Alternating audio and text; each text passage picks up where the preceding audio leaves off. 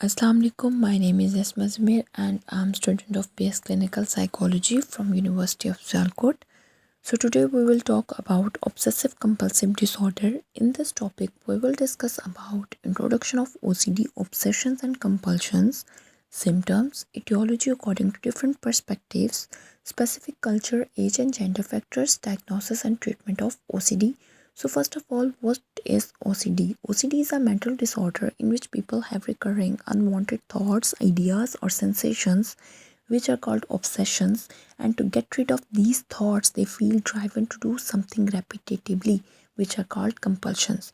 So basically OCD एक ऐसा mental disorder है जिसमें एक person को repetitively unwanted uncontrolled thoughts आते हैं जिनको हम obsessions कहते हैं, और इन ऑब्सेशंस की वजह से एक पर्सन में एंग्जाइटी क्रिएट होती है और उस एंग्जाइटी को दूर करने के लिए वो पर्सन या तो रेपिटेटिव बिहेवियर शो करता है या फिर मेंटल एक्ट्स करता है जिसको हम कंपल्शंस कहते हैं।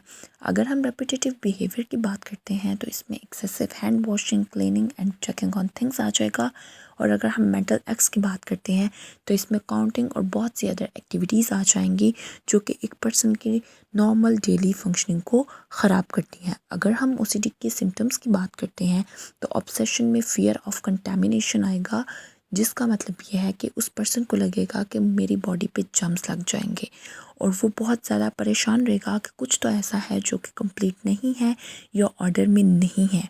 उसके अलावा जो इबादत उसने की है वो उसमें कोई ना कोई उसने गलती की है। उसके अलावा उसको डिस्टर्बिंग सेक्सुअल थॉट्स आएंगे और इन थॉट्स की वजह से वो कंपल्शंस करेंगे। जैसे कि एक पर्सन को अगर फियर ऑफ कंटेमिनेशन है तो वो excessive hand washing and showering करेगा। अगर उसको ये लग रहा है कि कुछ इनकम्प्लीट है या ऑर्डर में पर्टिकुलर ऑर्डर में नहीं है तो उसको बार बार वो पर्टिकुलर ऑर्डर में रखेगा, जैसे 1 2 3 1 2 3 बार बार काउंट करेगा। इसके अलावा वो बार बार डोर्स को चेक करेगा, लॉक्स को चेक करेगा, स्विचेस अप्लायंसेस को चेक करेगा। उसके अलावा वो उन जगहों को, उन लोगों को और उन सिचुएशंस को अवॉइड करेगा जहाँ उसको लगता है कि वो उसमें एंग्जाइटी क्रिएट होगी, प्लस वो जगह, वो लोग और वो सिचुएशंस उसमें ट्रिगर करेंगे ऑब्सेशंस एंड कंपल्शंस को। अगर इसके बाद हम देखते हैं ओसीडी के साइकिल में तो एक पर्सन को ऑब्सेशंस आ रहे हैं, मतलब उसमें उसके माइंड में अनवांटेड अनकंट्रोल्ड रेपिटेटिव थॉट्स आ रहे हैं और उन थॉट्स की वजह से उस पर्सन में एंग्जाइटी क्रिएट हो रही है। उस एंग्जाइटी को दूर करने के लिए वो पर्सन कंपल्शंस करेगा और उन कंपल्शंस की वजह से उसको टेम्परेरी रिलीफ मिलेगा। सो ये साइकिल बार बार बार बार एक ओसीडी के पेशेंट में चलता रहता है। इसके बाद अगर हम इसकी इटियोलॉजी की बात करते हैं तो अकॉर्डिंग टू बियोलॉजिकल पर्सपेक्टिव इसकी दो रीज़न्स हैं। एक इसकी रीज़न जेनेटिक्स है और दूसरी रीज़न ब्रेन एक्टिविटी है। अगर हम इसकी जेनेटिक रीज़न की बात करते हैं तो अकॉर्डिंग टू बियोलॉजिकल पर्सपेक्टिव वो ये कहते हैं कि एक पर्सन में इनहेरिटेड स्पेसिफिक जीन्स होती हैं जिनका अगर हम जिक्र करें तो उसमें कॉम जीन आ जाएगी और एससीआरटी जीन आ जाएगी जो कि एक पर्सन में ओसीडी को कॉज बनते हैं।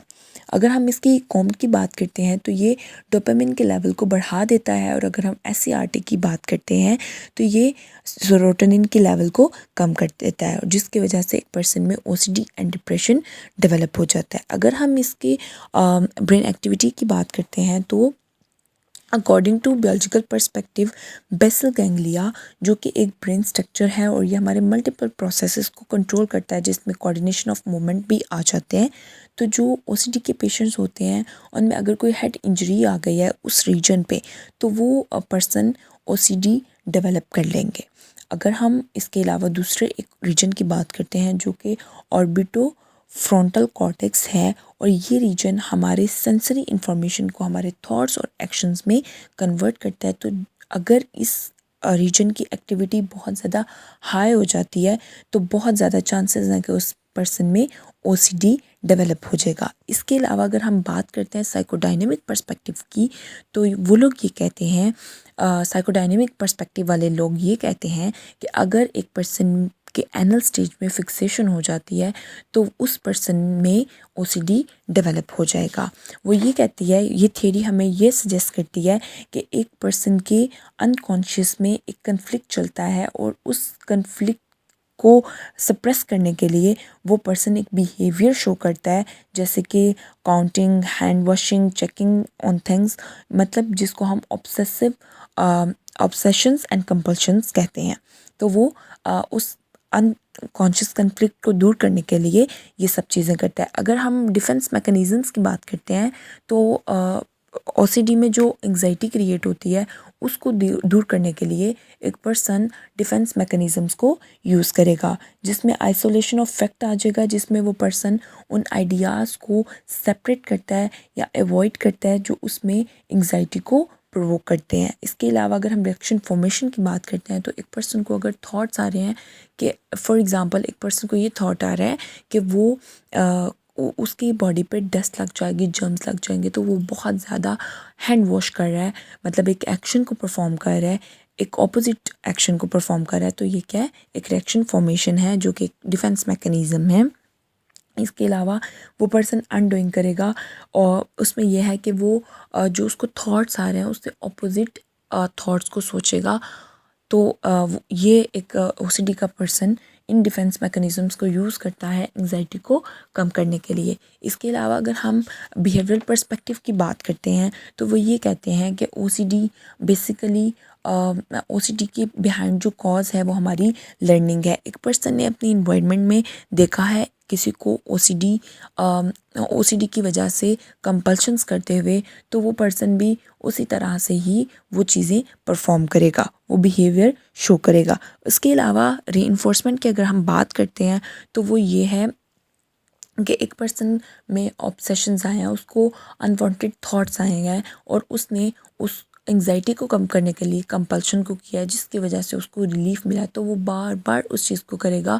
उसकी रीइंफोर्समेंट होगी, जब भी उसको थॉट्स आएंगे तो वो कंपल्शन को करेगा। इसके अलावा अगर हम कॉग्निटिव पर्सपेक्टिव की बात करते हैं तो कॉग्निटिव पर्सपेक्टिव हमें ये बताता है कि हमारे faulty thought processes basically OCD develop करने में हमारी हेल्प करते हैं।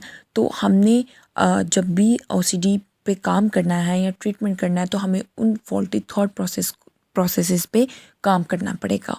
इसके अलावा अगर हम बात करते हैं specific culture, age and gender factors की, तो इसमें सबसे पहले ये आ जाता है कि ये ओसीडी हर कल्चर में इक्वली स्प्रेड करता है। ऐसा नहीं है कि एक कल्चर में ज़्यादा करता है, एक में कम करता है, इक्वली स्प्रेड करता है।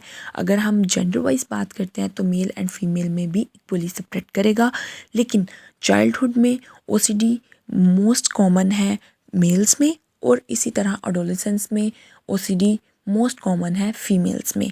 और इसका जो एज ऑफ ऑनसेट है, जिस एज में ये होता है, वो मेल्स में 6 to 15 ईयर्स है और फीमेल में वो 20 to 29 ईयर्स है। अगर हम इसकी डायग्नोसिस की बात करते हैं तो इसमें साइकोलॉजिकल एवेल्यूएशन होगी, जिसमें उसका इंटरव्यू होगा एक क्लाइंट का। उसके बाद हम डायग्नोस्टिक क्राइटेरिया को मैच करेंगे, उसका मीट करना बहुत ज़रूरी है। उसके बाद हम उसका फिज़िकल एग्ज़ाम मतलब टेस्ट वगैरह करेंगे ताकि एक प्रॉपर डायग्नोस्टिक क्राइटेरिया और डायग्नोसिस हो सके।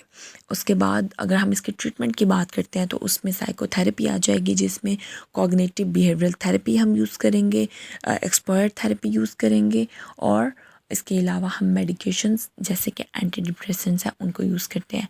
कॉग्निटिव बिहेवियरल थेरेपी की बात करें तो हम उसकी कॉग्निशन प्लस उसके बिहेवियर पे काम करेंगे, और एक्सपर्ट थेरेपी हम उसको ये रियलाइज़ कराएंगे कि जो वो फील कर रहा है, जिस पीक पे जाके उस फियर को एज सच वो नहीं है। इसके अलावा सपोर्ट ग्रुप भी इनके हेल्प करता है कि वो इस चीज़ को देख सकें कि ये चीज़ नॉर्मल नहीं है। प्लस इसके अलावा बहुत सारी डिफरेंट एक्टिविटीज़ हैं, जैसे कि एक्सरसाइजेज हैं, डीप ब्रीदिंग है, वो हम इनको करवा सकते हैं ताकि हम इनमें जो एक डिसऑर्डर है उसको ख़त्म कर सकें। So I hope so you will understand it.